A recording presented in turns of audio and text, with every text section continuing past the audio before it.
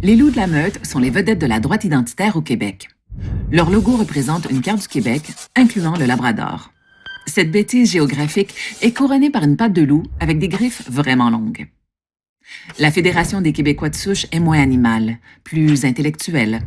Dans le logo de cet organe de propagande de la droite identitaire, la petite flamme du F ressemble vaguement à celle du Front national, le parti d'extrême droite français. On s'inspire comme on peut. En matière d'inspiration, la Storm Alliance pourrait être championne. Sauf que les SA nient tout lien entre leur alliance de la tempête et la Sturmabteilung, l'organisation paramilitaire ancêtre des SS, dont le nom veut dire la même chose en allemand. Le point, c'est celui de Dave Treg, cofondateur du groupe. Salut Stormers! Avec la tempête viennent les éclairs, comme sur le logo d'Atalante, les fiers à bras de la droite identitaire. On y voit une barre de bateau, celui de l'Atalante, rien à voir avec l'héroïne grecque. L'Atalante est en fait une frégate française qui a accompli des exploits militaires avant d'être coulée au large de Québec. Sans surprise, les petites mains sur la barre, vire à droite.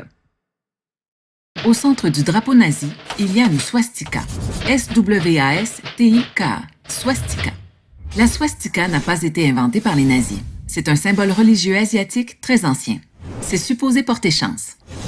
Revirée de bord, la swastika devient une croix gammée. On dirait deux S qui se croisent. Fait que Hitler s'est rapproprié le symbole. Le symbole s'inscrit dans un drapeau rouge qui représente le socialisme et blanc pour le nationalisme. Et la swastika pour Hitler, ça représente la race aryenne. En Allemagne, en Autriche, en France, en Lituanie, en Lettonie, en Pologne, en Ukraine, au Brésil et à Israël, afficher ce symbole est un crime. 1488. Une date, une adresse, bien plus qu'un chiffre. Tout débute quand l'écrivain et militant David Lane écope de 190 ans de prison dans une histoire d'assassinat antisémite. De sa cellule, le célèbre suprémaciste blanc lance un slogan. « We must secure the existence of our people and a future for white children. » Nous devons garantir l'existence de notre peuple et l'avenir des enfants blancs. 14 mots, comme dans 1488. Le 88, lui? La 8e lettre de l'alphabet, c'est un H. 88 HH. Heil Hitler. Et si on part de l'autre bout, par le Z, la 8e lettre devient le S. 88 SS. 1488, bien plus qu'un chiffre. On le retrouve d'ailleurs sur le profil Facebook de Robert Bowers, le tueur de la synagogue de Pittsburgh. Tout le monde a déjà vu le drapeau confédéré, aussi connu sous le nom de drapeau rebelle, drapeau Dixie et croix du Sud. Les 13 étoiles, c'est pour les 13 États du Sud qui se sont confédérés contre le Nord dans la guerre de sécession. La Caroline du Sud, le Mississippi, la Floride, l'Alabama. La Georgie, la Louisiane, l'Arkansas. La Virginie, la Caroline du Nord, le Tennessee.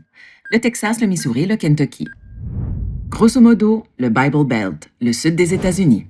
À l'époque, le symbole s'inscrit dans un drapeau à fond blanc représentant la suprématie divine de la race blanche. Puis on y ajoute une bande rouge symbolisant le sang des sudistes qui ont perdu la guerre.